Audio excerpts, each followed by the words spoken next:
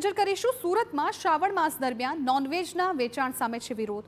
કારંજ વિસ્તારમાં વેચાતા નોનવેજ ઈંડાના વેચાણ સામે વિરોધ।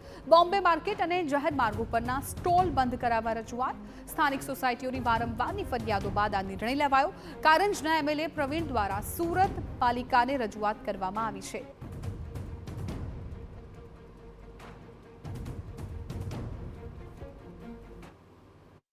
અત્યારે જે રીતે શ્રાવણ મહિનો ચાલી રહ્યો છે અને જે આખા દેશભરની અંદર ભક્તિમય માહોલ ચાલી રહ્યો છે તે દરમિયાન સુરતના જે કરંજના ધારાસભ્ય છે પ્રવીણભાઈએ સુરત મહાનગરપાલિકાને પોતાના વિસ્તારોમાં ચાલતી લારી અને દુકાન જે નોનવેજની છે તે બંધ કરવા માટે રજૂઆત કરી છે। તો આપણી સાથે જે પ્રવીણભાઈ છે તેમની સાથે સીધી વાત કરીશું।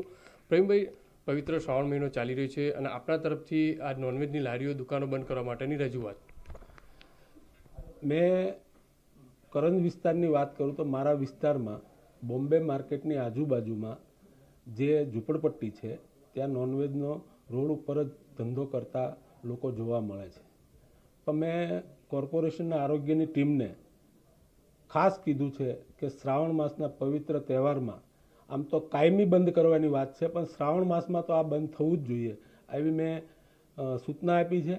અને હાલના દિવસોમાં કોઈ પણ જગ્યાએ રોડ ઉપર આ રીતના નોનવેજનું કાર્ય થવું ન જોઈએ। અને એક હું બીજી વાત કરી કે 6 મહિના પહેલાં મારે બોમ્બે માર્કેટની 67, 68, 71 નંબરની સ્કૂલ છે રીડેવલપમેન્ટમાં ગઈ, એની આગળ એક શોપિંગ સેન્ટર હતું।